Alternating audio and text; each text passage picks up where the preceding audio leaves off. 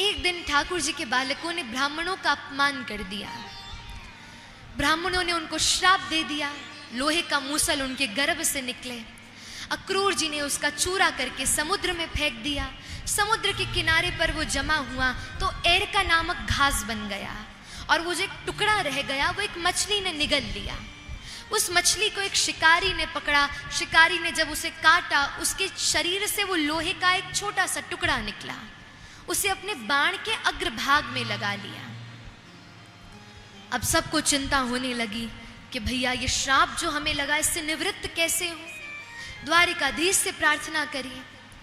तो द्वारिका जो नगरी है वो विश्वकर्मा ने बनाई है, और ये जो सूतक, पातक, श्राप, संताप, ये सब ब्रह्मा की नगरी में प्रवेश कर सकता है, पर विश्वकर्मा की नगरी में नहीं आ सकता। अब ठाकुर जी को अपने यदुकुल का नाश करना था। इस भाव से ठाकुर जी ने विचार किया और सबको साथ लेकर सोमनाथ गए, सोमनाथ महादेव, और सबसे कहा कि ये महादेव ऐसे हैं जिन्होंने चंद्र के श्राप को दूर किया था, हमारे भी श्राप को दूर करेंगे, इनसे प्रार्थना करो। सबको नौका में बिठा बिठा कर सोमनाथ लेकर गए। जैसे ब्रह्मा की सृष्टि में सबने पांव धरा, सब श्राप से ग्रसित हो गए। सबने पूजा करी, वारुणी नामक मदिरा का पान किया, और उस उपरांत कुछ झगड़ा प्रारंभ हुआ। और देखते देखते वो जो एरका नामक घास थी, कैसी थी? बोले छूने में तो साधारण थी, जब उसे तोड़ दो तो वो वज्र के जैसी कठोर हो जाती। पहले तो अस्त्र शस्त्र से लड़े, अस्त्र शस्त्र टूट गए। पुत्रा अयुध्यन पितृभिर भ्रातृभिश्च स्वस्त्रीय धूत्रव्य मातुलय्य। पुत्र पुत्र लड़ रहे हैं, भाई भाई लड़ रहे हैं, पिता पुत्र लड़ रहे हैं, सगे संबंधी लड़ रहे हैं। ठाकुर जी अटारी पे चढ़कर अपने यदुकुल का नाश देख रहे हैं, और देखते देखते देखते देखते पूरा यदुकुल समाप्त हो गया। श्री बलराम जी आए, नाथ आज्ञा दो मैं प्रस्थान करूं। ठाकुर जी ने आज्ञा दी। बलराम जी ने अपने देह को छोड़ा, शेषनाग रूप धारण किया, क्षीर सागर में प्रविष्ट हो गए।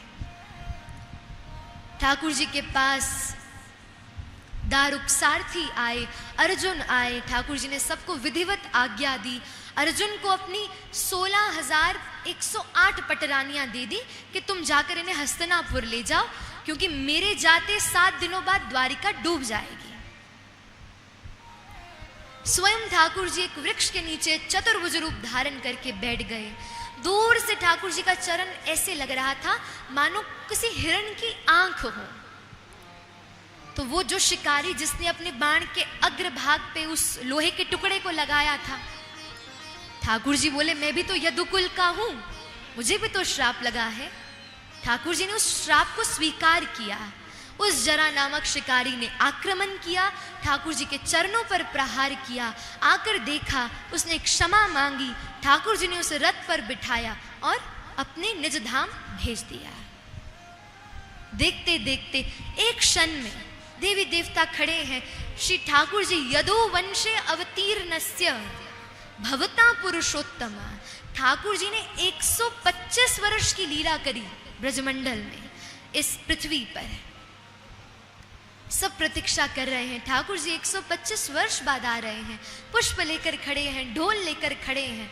ठाकुर जी ने एक क्षण में एक बिजली के भांति अंतर ध्यान हुए और ठाकुर जी गोलोक प्रस्थान कर गए।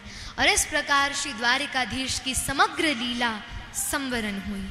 श्री द्वारिकाधीश की